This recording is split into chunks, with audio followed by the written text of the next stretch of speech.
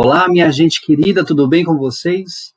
Muito bom dia, boa tarde, boa noite e, é claro, também boa madrugada, né? Para você que está aí madrugada fora estudando, rumo ao seu sonho de entrar para as carreiras policiais, seja muito bem-vindo ao nosso curso de Direito Administrativo aqui do nosso preparatório do Propol.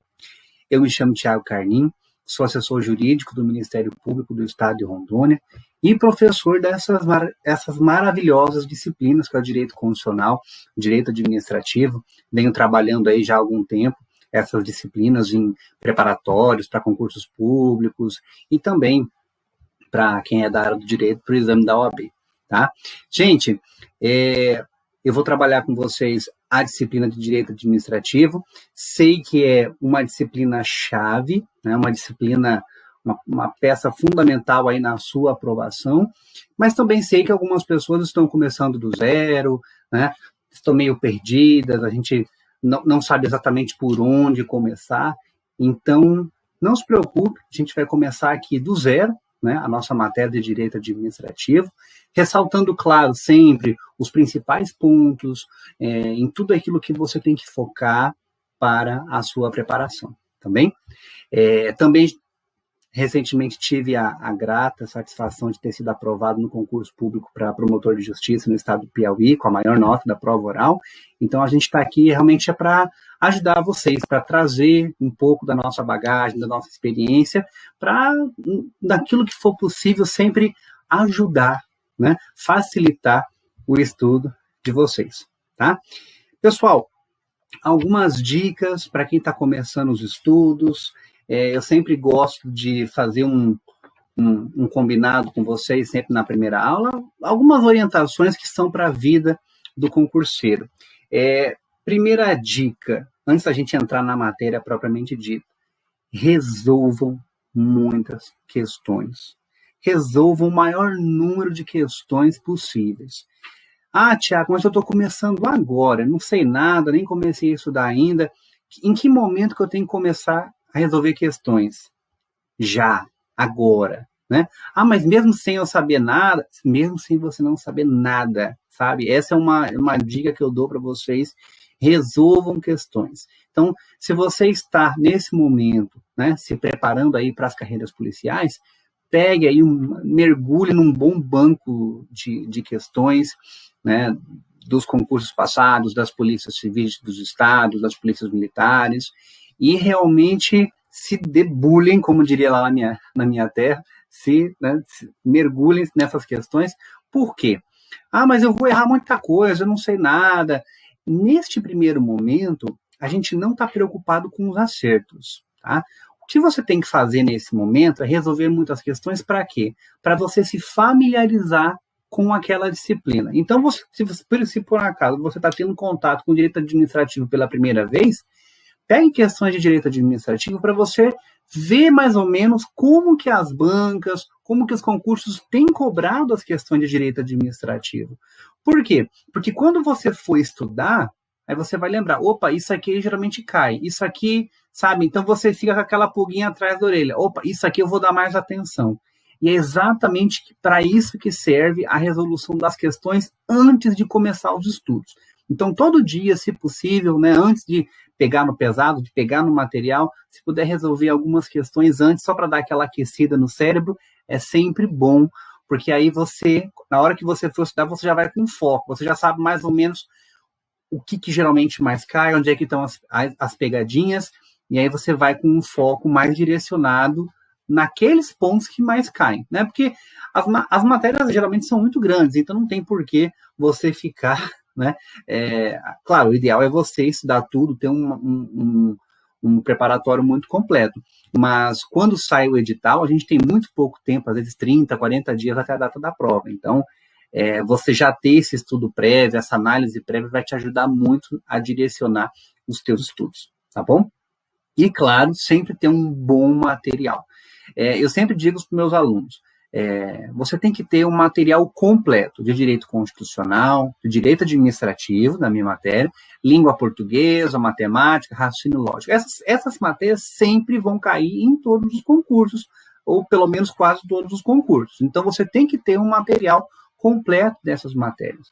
E aí não vale a pena fazer aquilo que eu confesso que eu também já fiz quando eu comecei a estudar para concurso, que era assim, saía um edital, né? Acho que talvez alguns de vocês já devam conhecer essa história. Sai um edital e você fica todo empolgado, vai lá na banca da esquina, compra aquela apostila mais ou menos, que tem um monte de lei, que você fica todo empolgado. Você lê uma semana, depois você para, porque é muito chato, né? Aí faz a prova de qualquer jeito. Daqui a pouco sai um outro edital, fica empolgado de novo, vai na banca de novo, compra uma outra apostila, achando que é completamente diferente daquela que você já tinha e chutando baixo, 80% do conteúdo é quase que praticamente o mesmo, né? Então, em vez de você ficar comprando esse monte de material, invista num único material de constitucional, de administrativo, né, de língua portuguesa, bem completo. E aí eu adianto para vocês que a nossa apostila está bem completa, tá?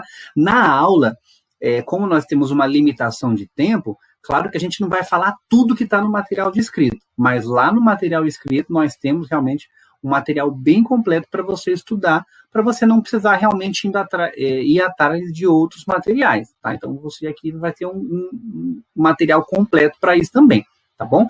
Então, resolvam as questões antes da aula. Assista a aula. E aí, depois que assistir a aula, você vai fazer o quê? Vai para a apostila, vai para o material escrito, complemente seus estudos, porque geralmente o material escrito também está, né, tá bem reforçado, e aí depois resolva, no final, depois de assistir a aula, depois de ler o material, resolva novamente mais algumas questões sobre aquele tema, para você fixar o conteúdo, tá? Então, se você fizer isso, questões, aula, apostila, mais questões, eu tenho certeza que em termos ali de algumas semanas, ali alguns meses, a sua evolução vai ser muito grande, tá bom? Bom, além das questões, além do material, se pintar aquela dúvida, você pode entrar em contato comigo, tá? Então, por favor, não deixe de entrar em contato com a gente está aqui exatamente para tirar as dúvidas de vocês mesmos, tá bom? Aqui no Propol, nós temos uma plataforma, né? Pela plataforma você pode mandar as perguntas para o professor, mas eu já deixo de imediato os meus contatos para você mandar mensagem para mim. Vamos lá? Me acompanhe? Vamos mudar aqui para os slides, olha só. Então, nós temos aqui Propol. Olha só, vamos dar início à nossa matéria de Direito Administrativo. Eu sou o professor Tiago Carnim e estes são os meus contatos. Então, você pode me achar lá no Instagram, por favor, me siga lá no Instagram, @tiago.carnim. Lá pelo Instagram, de vez em quando eu posto alguma coisa, alguma dica, né, dos nossos alunos de concurso público, e por lá você também pode mandar tirar a sua dúvida. Também tem uma página no Face, tá? Então é só procurar uma página lá chamada Professor Tiago Carnim, não é o perfil pessoal, tá? É uma página, curta a página, pela página também, se você quiser, pode mandar mensagem. Quem não está nas redes sociais, não tem problema, manda e-mail, prof.tiagocarnim@gmail.com. Tá? Seja pelo e-mail, seja pelas redes sociais, eu sempre digo, o importante é a gente se comunicar. Se for mandar e-mail, eu só peço a gentileza para você sempre colocar no assunto do e-mail, coloca assim, dúvida de aluno. Porque como a gente recebe muito e-mail, às vezes demora um pouquinho, se no campo do assunto você colocar dúvida de aluno, eu já sei que é dúvida de aluno, então aí eu já dou mais prioridade para aqueles e-mails serem respondidos primeiro. Tá? Então, coloca lá no assunto dúvida de aluno, que você pode ter certeza que o teu e-mail vai estar nas prioridades. Muito bem? Bom, sem mais delongas, eu acho que essas eram as primeiras orientações que eu precisava passar para vocês. Vamos falar um pouquinho sobre a nossa maravilhosa matéria de Direito Administrativo.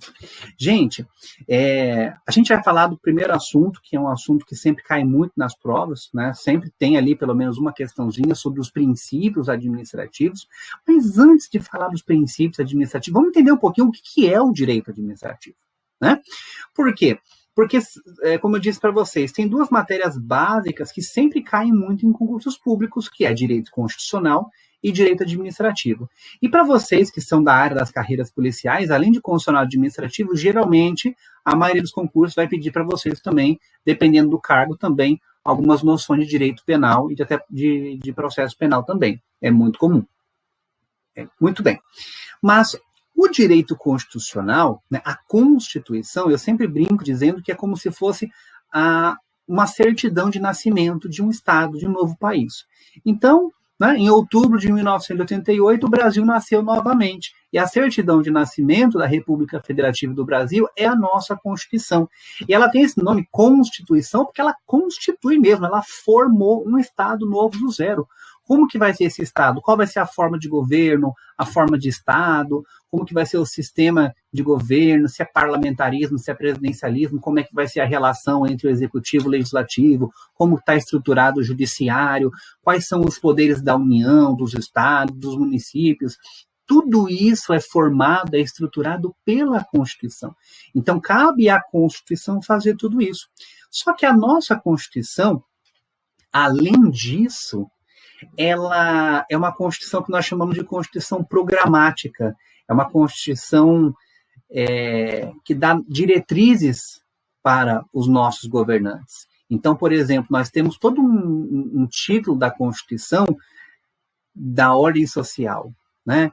A Constituição estabelece ali metas para os nossos governantes na área da educação, na área da saúde, assistência social, previdência, cultura, respeito à família, aos jovens, aos idosos, proteção aos índios, aos meios de comunicação social, ao desporto, enfim, então, a ciência, a tecnologia. Então, a Constituição idealiza muitas metas, né? São essas finalidades que a Constituição busca. Agora, tudo é muito bonito, mas quem é que põe a mão na massa? Quem é que concretiza todas essas finalidades que foram buscadas pela Constituição? O direito administrativo. Então, o direito administrativo vai se preocupar exatamente com essa parte da execução, de operacionalizar tudo isso que foi idealizado lá pela Constituição.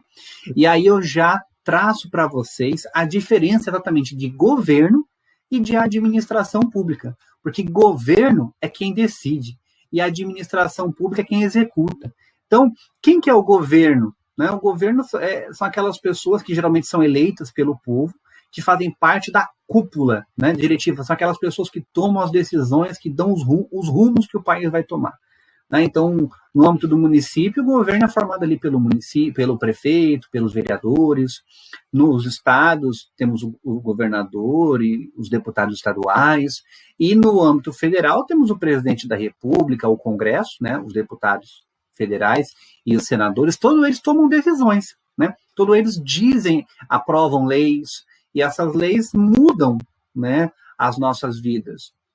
Mas como que isso vai ser executado, operacionalizado? A gente tem toda uma estrutura, né, secretarias, órgãos para isso, que é a administração pública. Então, quem vai se preocupar em realmente levar, por exemplo, a prestação dos serviços públicos para a sociedade é a função administrativa, é a administração pública. Então, o governo decide, e a administração pública é quem vai operacionalizar tudo isso, vai se preocupar com a parte executiva, né, de executar tudo isso, tá?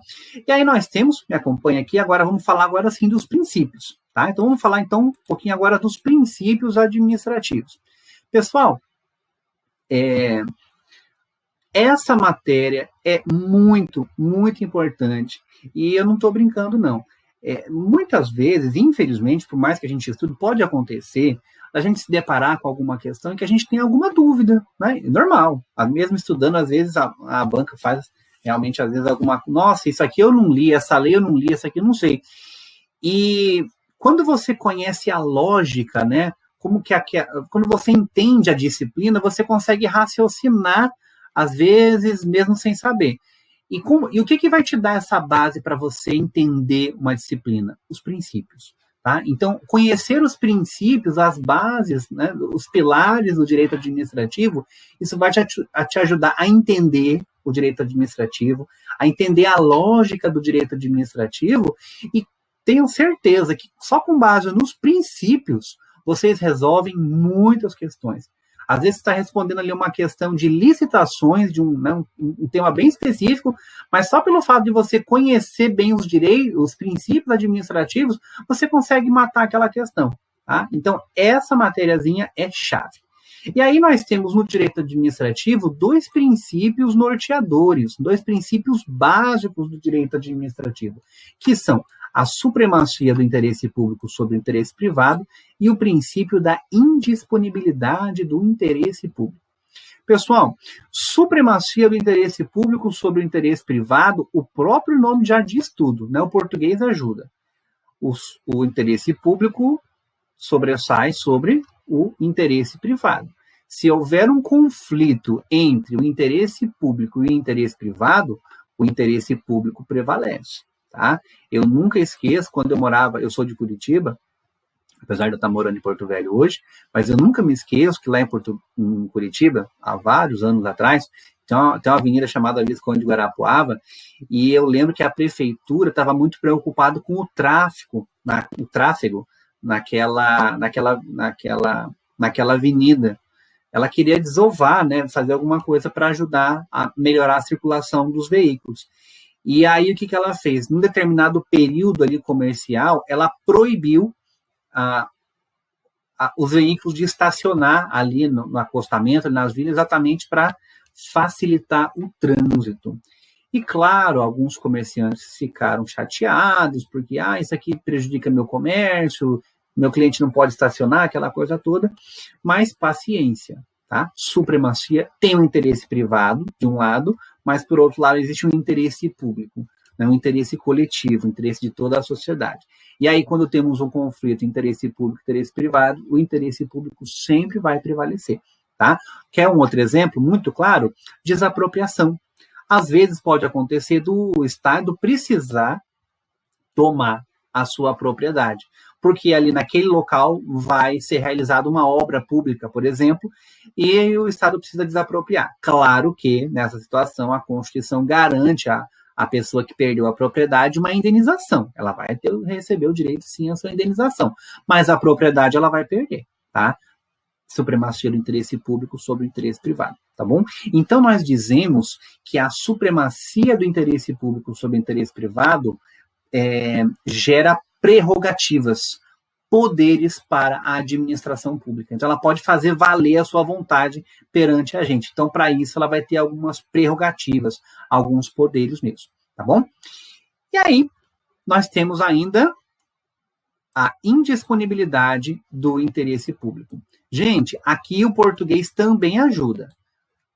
Indisponibilidade do interesse público quer dizer que o interesse público é indisponível. Como assim indisponível, Tiago? O administrador público sempre vai ter que levar em consideração o interesse público nas suas decisões. Ele nunca pode abrir mão do interesse público. Ele está lá para administrar uma coisa que não é dele. Ele está lá para administrar uma coisa que é nossa. Então, portanto, ele deve sim respeitar todo o interesse, nunca abrir mão do interesse público. O interesse público é indisponível, ele não pode dispor do interesse público. Tá? Então, por exemplo, a administração pública precisa contratar novos servidores? Ok, contrata, mas tem que fazer concurso, né, para garantir a isonomia e a igualdade para todo mundo que quiser ser servidor público.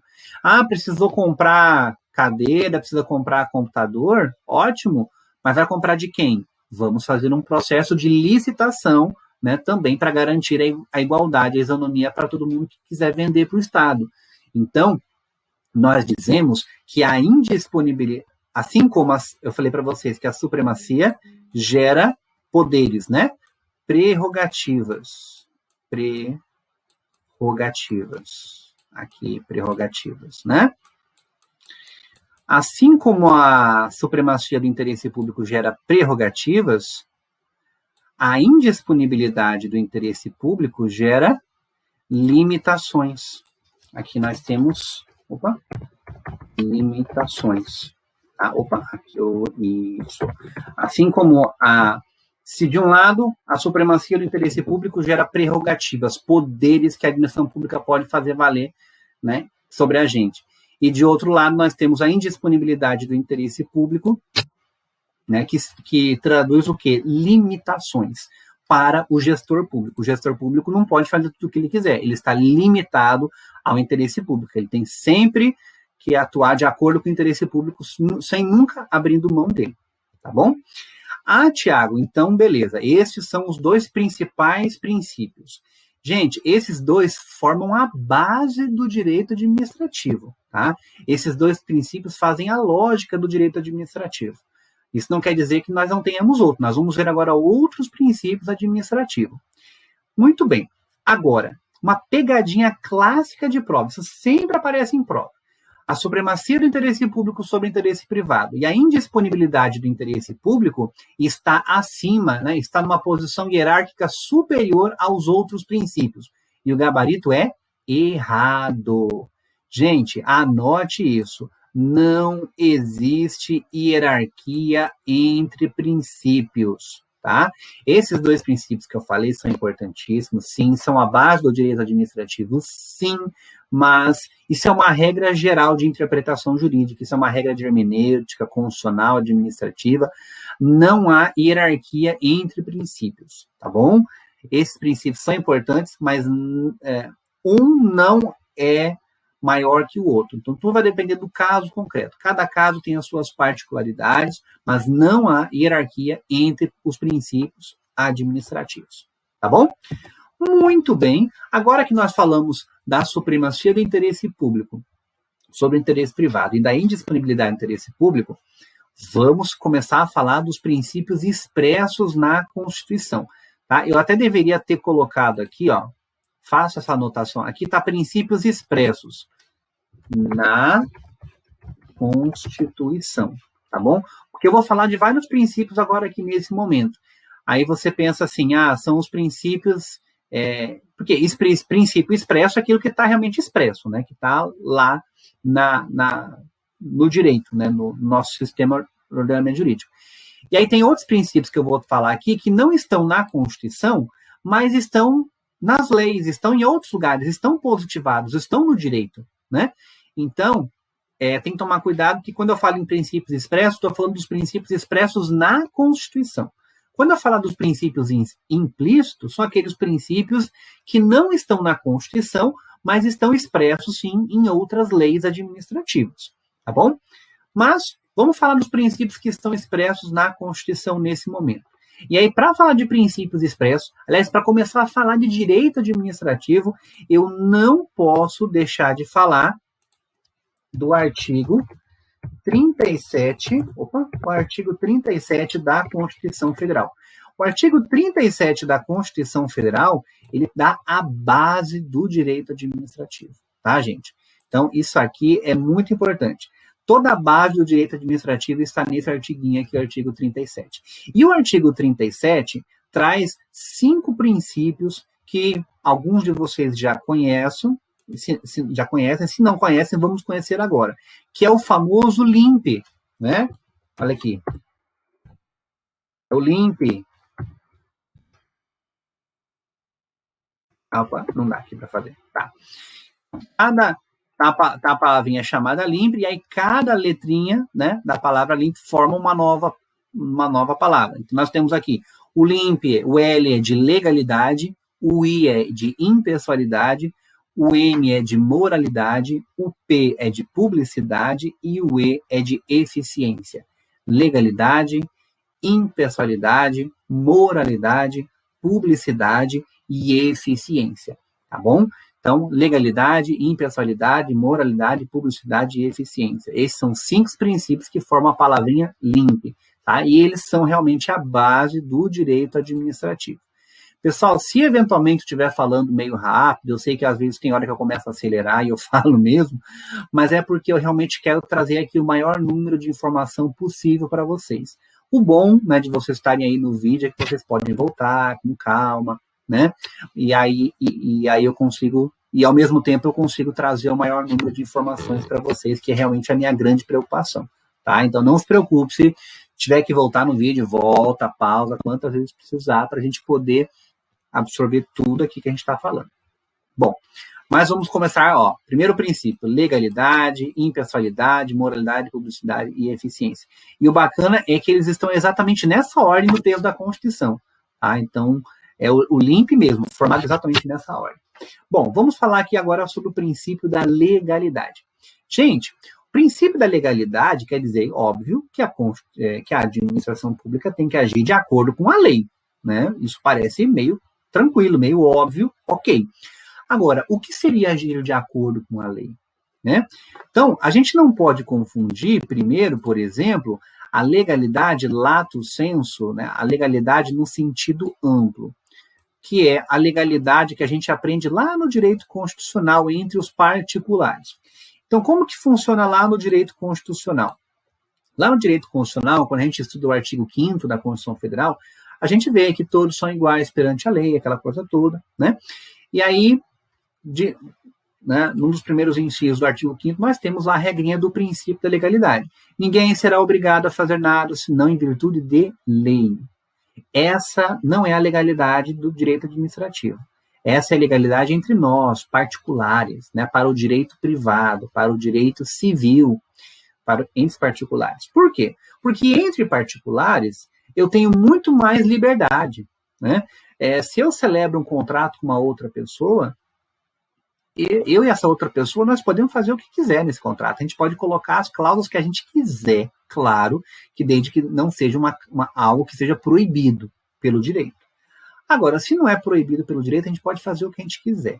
Tá? Então, lá no direito privado, legalidade significa isso.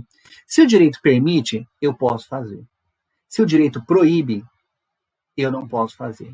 E se a lei não fala nada, eu também posso fazer. No direito privado é assim, eu posso fazer tudo aquilo que não tiver proibido pela lei. Agora, quanto ao assunto direito administrativo, a legalidade é muito mais restrita, é muito mais fechada. Então, o princípio da legalidade no direito administrativo, pensa comigo, imagine se o Estado, se a administração pública pudesse fazer tudo aquilo que não fosse proibido pela lei. As arbitrariedades seriam muito grandes, né? Então, o Estado, a administração pública precisa de limites, precisa de cerco, né? Então, a administração pública já tem muitos poderes, já tem muitas prerrogativas que podem, né, exercer sobre nós. Então, isso tem que ter limite, né? Uma das funções da Constituição é exatamente limitar o poder dos governantes, tá? Então, a legalidade, aqui, ó, a legalidade pública, a legalidade para o direito administrativo, ela diz o seguinte, que a administração pública só pode fazer aquilo que está expresso na lei. Se não está expresso na lei, a administração pública não pode fazer, tá? Então, voltando, lá na legalidade entre particulares, se não tem nada na lei, eu posso fazer. No direito administrativo, se não está previsto na lei, a administração pública não pode fazer. Ela só pode fazer aquilo que está expresso na lei, no direito, aquilo que está positivado, que está realmente aprovado na legislação, tá bom? Então, essa é a ideia de legalidade administrativa. E aí não vamos confundir atos discricionários com atos abusivos, tá? Pessoal, isso aqui é uma coisa que eu vou trabalhar com vocês daqui a alguns blocos, quando a gente for trabalhar os atos administrativos. Mas só para a gente adiantar, quando a gente for estudar atos administrativos, existe uma divisão, né? Existe uma classificação dos atos administrativos em ato administrativo discricionário e ato administrativo vinculado. No ato administrativo vinculado é aquele que não tem que se fazer. A administração pública tem que agir exatamente do jeito que a lei manda. Mas no ato administrativo discricionário, existe uma liberdade de atuação que a lei concede para o administrador público. Então, imagine, por exemplo, um fiscal da vigilância sanitária que chega ali num supermercado, fiscaliza as mercadorias e percebe que tem vários produtos vencidos. Ele vai aplicar uma multa, porque o mercado descumpriu a legislação sanitária. E qual é o valor dessa multa? Geralmente, a lei nunca põe um valor exato. Ela coloca um limite, né? Dá uma margem de liberdade. Então, por exemplo, vamos imaginar que a multa seja de 500 a 5 mil reais. Então, o fiscal vai poder colocar qualquer valor entre 500 e 5 mil reais. Claro que, para ele chegar nesse valor, ele vai analisar o caso concreto, né? Então, quanto maior for grave, quanto mais grave for a situação, mais perto do limite de 5 mil ele vai colocar. E quanto mais branda, quanto mais leve for a infração, mais perto do mínimo, mais perto lá dos 500 reais ele vai colocar. Mas ele, de fato, pode colocar qualquer valor entre 500 e 5 mil reais. Tá? Então, essa situação do fiscal da vigilância sanitária é um ato de... Esse auto de infração, né, o valor que foi o valor atribuído pelo fiscal é uma situação de um ato discricionário. Por quê? Porque a lei deu uma margem para o administrador, né, alguma liberdade para ele poder atuar. Tá bom? Então, não confunda o ato discricionário com o ato abusivo. O ato abusivo, não. O ato abusivo é aquele ato em que o agente público age de forma ilícita, ilegal. Ele não tem poder para aquilo. Ou então ele tem poder e excede nos seus poderes. Ou então ele age para atender não para atender a finalidade pública, mas para atender interesses privados. Então, o ato abusivo, na verdade, é um ato ilegal. É um ato que não tem respaldo legal nenhum. Enquanto que o ato discricionário, sim, o ato discricionário é um ato legal, é um ato válido, é um ato lícito. Existe uma liberdade que é concedida pela própria lei para o administrador público, tá bom? Então, ato discricionário, só porque tem uma liberdade, não é um ato inválido. Ele é válido porque a própria lei concede ao administrador essa liberdade, tá bom? Então, basicamente, essas eram as considerações que eu tinha a fazer sobre o princípio da legalidade para vocês, tá?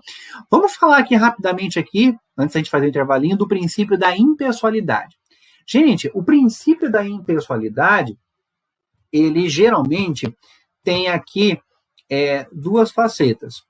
O princípio da impessoalidade é aquela própria ideia de isonomia que a gente tem, né? Então, a administração pública não pode dar tratamentos privilegiados, nem para favorecer ninguém e muito menos para prejudicar. Então, todo mundo deve ter o mesmo tratamento pela administração pública, tá? Então, essa é a regra geral.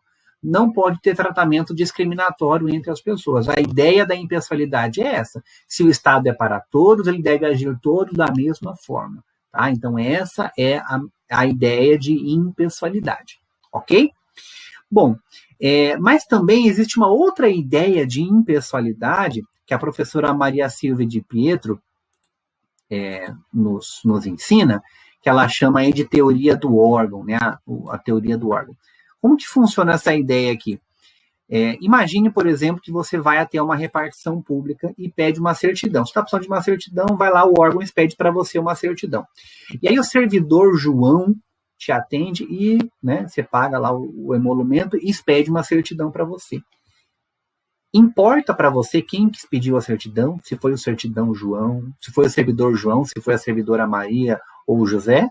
Não. O que importa é que um servidor, né, expediu uma certidão para você. O João, naquele momento, para você, é o Estado. Tá? Então, a impessoalidade também é essa ideia de que o Estado não tem cara. Qualquer agente naquele momento representa o Estado, ele é o Estado naquele momento, ele é a administração pública. Tá? Então, a impessoalidade também tem esse significado. Tá? O significado principal de impessoalidade é exatamente esse, de isonomia, de igualdade, de não ter tratamento discriminatório. Mas também existe essa ideia, né, da teoria do órgão, de que o Estado não tem cara. Essa é uma outra forma de se enxergar o princípio da impessoalidade. Tá bom?